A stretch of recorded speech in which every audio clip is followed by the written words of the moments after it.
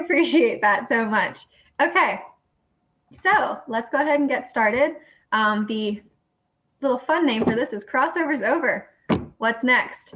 We talked a lot last week about crossover and everything that was going to be happening with that deadline, which passed on the 10th.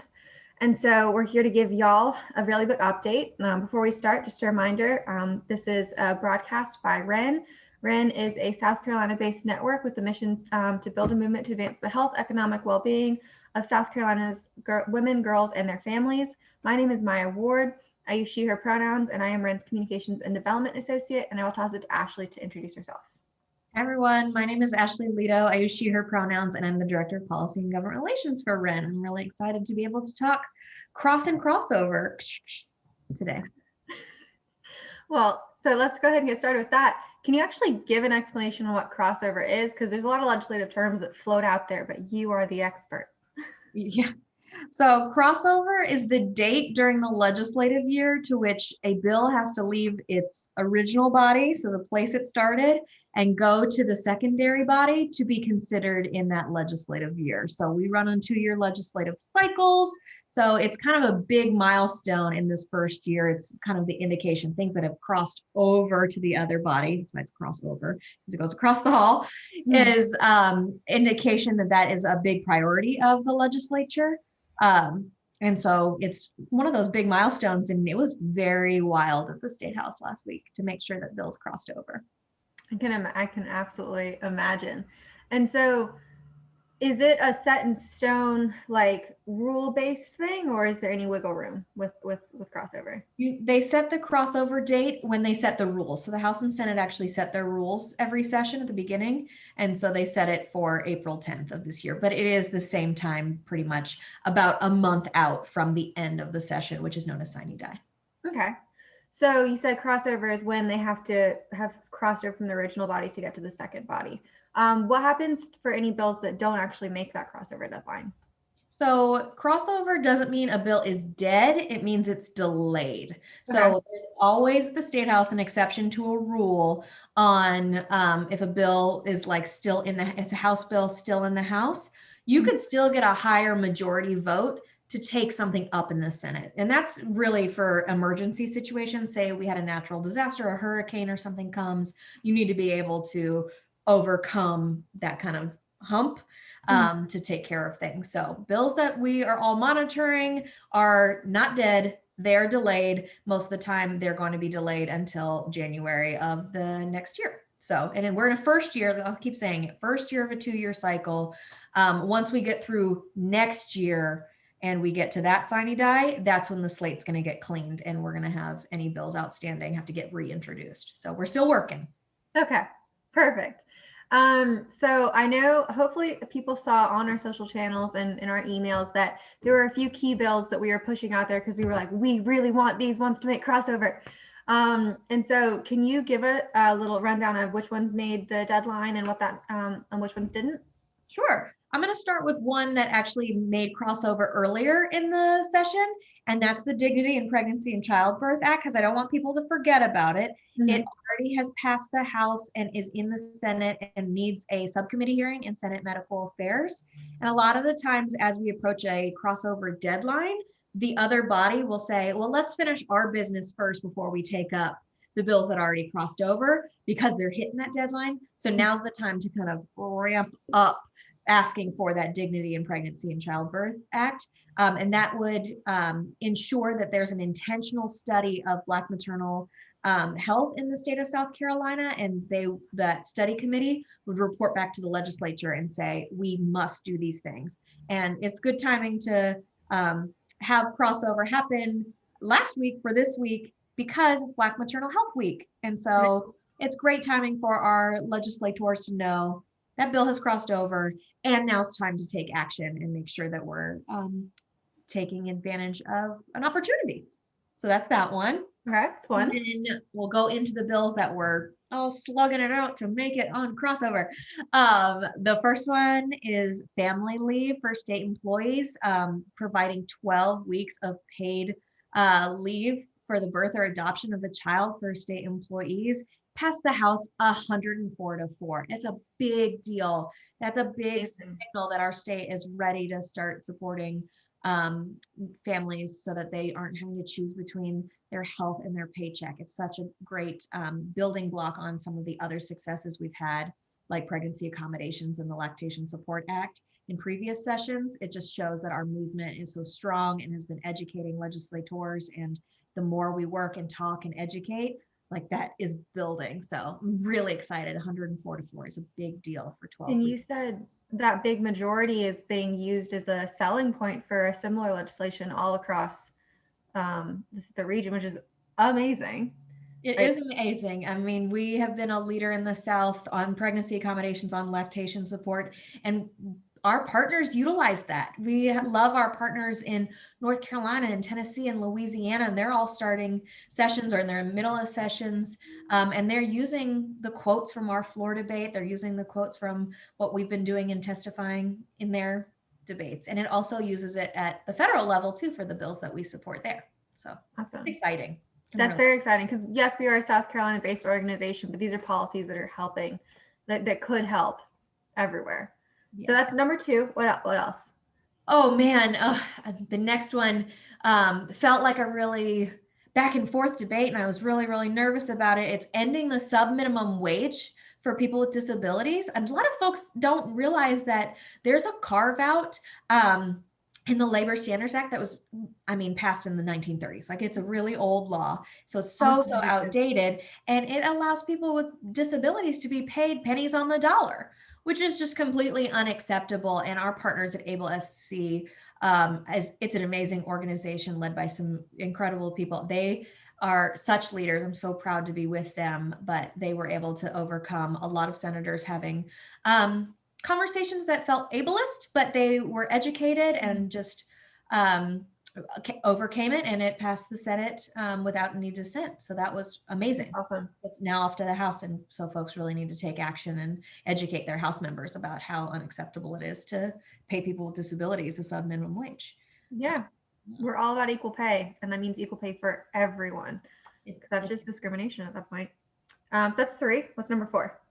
Oh, number 4, community economic tax credit. So we've supported this bill before. Our partner SCASID are the lead partners on it. And that also passed the Senate. It's a really great incentive that gets money into the hands of people who are starting businesses, who might need childcare. The program is incredible, and you can see a lot more about that on our website and take action. So pass the Senate, onto the House, and we have an action up so that you can contact your House member to support that as well. I think we have number 5. Oh, there's one more, right? Oh gosh. Ending lunch shaming.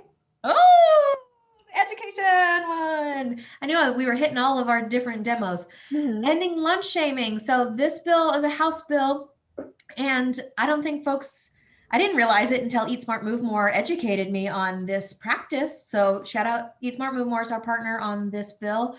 And folks who receive free or reduced lunch in our state actually could be getting like a segregated lunch than other students, which is unacceptable. We believe in equity. Everybody should be receiving the same nutritious lunch in their school. And then those who might have student lunch debt, like they owe the cafeteria money, they have punitive measures towards them. Like you could not walk at graduation. Some schools don't let you do extracurricular activities. Some are throwing the lunches away when they're finding out that they have debt. Like our students shouldn't be put through that. So that bill also passed the House. Had no dissent, so that's amazing. Leadership by Eat Smart Move More, and that's in the Senate as well. Awesome. Yeah. So I think those are all of Ren's big policy priorities that did make the crossover deadline. So what happens next for all of those? So they crossed over, and now we have to make them a priority for the other body. So sometimes I like to remind folks that bills don't just push themselves. There are thousands of bills at the State House that they're considered. So just because we mentioned 6 bills, we've mentioned 6, I think, that we have to make sure that they're paying attention to those 6. So just because something crossed over doesn't mean it automatically gets assigned to a subcommittee, doesn't automatically mean that that other body is going to take it up. And they need people to advocate for them so that they get on the timeline. So we need people to actually really take those actions, because the next deadline that we're up against is sine die. So the end of session, that's what sine die is like the end time to which our part-time legislature is working. Okay. And so we have lots of different ways people take action, but for the most part, we try really hard to make it easy for people to contact their legislators. You've got Ashley here writing incredible emails that the emails are already pre-written, the tweets are already pre-written, everything's ready to go, so that all people have to do to take action is to contact their legislators, just type in their names and a couple of contact information and then just hit send. It's super duper simple. So those are all live on our website, but we'll make sure to drop them in the comments of this live below, so that every single one of those things we just mentioned, 1, 2, 3, 4, 5, go take action on all 5 of them real quick. But there are a couple bills of our policy priorities that didn't exactly make that crossover deadline. So what happens, can you tell me what those ones are and then what happens to those?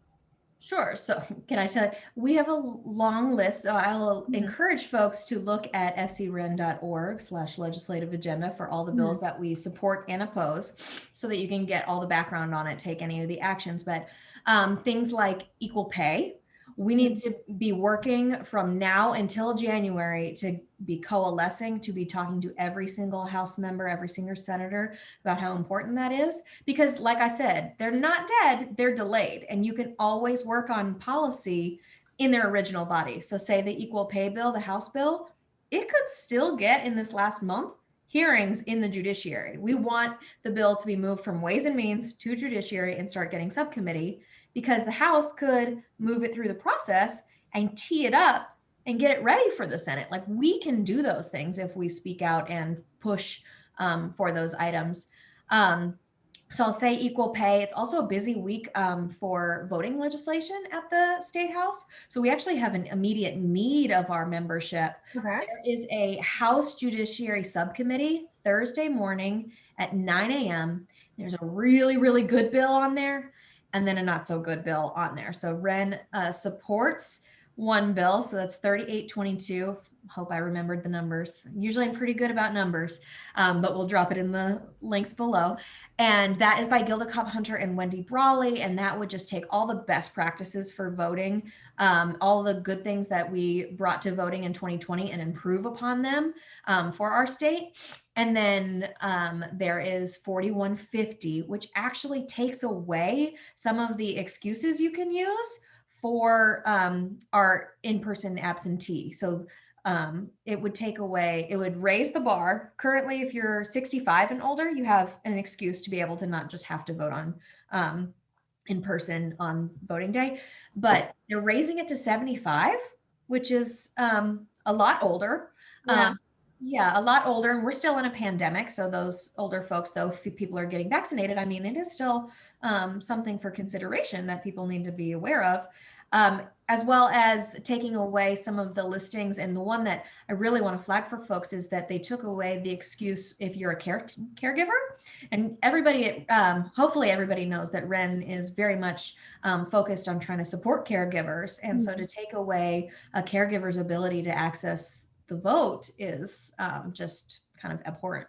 So really need people to sign up to testify. It's easy to do. You can do virtual. So that committee did offer a virtual option, but you do have to let them know by 5 o'clock on Wednesday for the 9 a.m. Thursday. And they do that so staff can get you the Teams link. And Maya's really good about putting on our website how you sign up to testify and kind of like the tips of what happens on Microsoft Teams for anybody who's interested in that. So that's our urgent need. And we'll put in the comments below the email that you need to send that to sign up for testimony on that side. Yeah. And then I'll have one more that I want to make sure that people are aware of. It happened last week. So you might have seen, if you follow us on social channels or you follow our partners, that the anti-trans legislation that targets student athletes was reintroduced last week. So it was a bill that we all worked on really hard as a coalition to speak out against. And earlier in the session, it had been tabled. And I consider a tabling motion like taking a bill and putting it in a vault and locking it. So that bill was kind of like tucked away. And instead of trying to find the combination, the bill sponsor just deleted a couple lines out of the text and then reintroduced it as a new number. to try to push it through the process. Introduced it Tuesday, got it a hearing by Thursday morning. And so I just need folks to be just diligent about taking actions and making sure that you're supporting trans youth in the state. Because like I said, bills aren't dead because of crossover, they're delayed, and the House can still work on those bills. So they're actively still pushing them, and we still need everybody to speak out. So we'll make sure that action link is in there too. Don't feel comfortable, because the attacks keep coming and we have to demand the things that we want and also hold people accountable for the things that they're doing. Yeah. Because, I mean, we're an organization for all people in our state, and everyone deserves to feel safe and equal. And I think this is a policy or a situation in that we have a lot going on. Is there anything else that you see coming down the pipeline? Anything urgent that we need to be paying attention to? I know you said Sine Die is about a month, and so I know that's going to be another deadline, and we'll make sure we post a lot about that and we tell y'all all about what to look for there. But between now and then, anything you want to raise up for our network to know? Just to keep taking action. And if you feel like all right, I took the action that Maya put in the chat box down here and I want to do more, to reach out to us, because we want to take you on that advocacy journey with us. We're a movement, so it's not just the Ren staff doing this work, it's every single one of us. So you take that action, okay, that's great. Like, I've coached people through, like, oh, I sent my email, what next? All right, let's call your legislator. Or have you had an interaction? Have you written a letter? Do you want to write a letter to the editor? Do you want to do any of those options? Like, let's keep pushing for the things that we need as South Carolinians, and just to reach out to us, that there are always more opportunities to take action. We will always keep pushing, and that we're here to make that easier. Like, our commitment is not just to the policies, but to the people, so that we're all connected and our voices are heard. Yeah, thanks for lifting that up. And if you have questions, it is info@scren, or you can comment on this video, any of our other videos. You can DM us. We will do what we can to get back to you, because our job as an organization is to get y'all involved in this process and to help amplify your voices and give you the tools you need to succeed. And if you think you took action on something, remember, if it moved from the House to the Senate and you took action on it already when it was in the House, you need to take action again on the same thing, because your first email went to your House member, and now the new email, now that it's moved to the Senate, is going to go to your senator. Vice versa if it moved from the Senate to the House. So as things move along, you keep taking action. So sometimes you could take 3 or 4 actions on the same thing, because you'll be targeting different people each time. Or you can send 2 emails to the same person. It'll show that you're really persistent. Doesn't hurt anybody by sending an extra email. So let's go ahead and we're going to wrap this up. Ashley, thank you so much for your incredible, as I said in my note sheet, your infinite wisdom on all things legislative, and taking the time to share that with us. As a reminder, please don't forget to follow us on Facebook, Instagram, and Twitter. Instagram and Twitter's handles are @Ren Network, so WRENETWORK, all one word. If it's on Facebook, you're already on a Facebook page theoretically, so you know what our handle is there. We try and keep everything up to date really, really fast, put the links on there, so you should be able to get in the moment information, because we would try and post it for you there. We'll wrap up with that. Please go ahead and take action, and have a wonderful rest of your week. All good, Ashley? Bye all.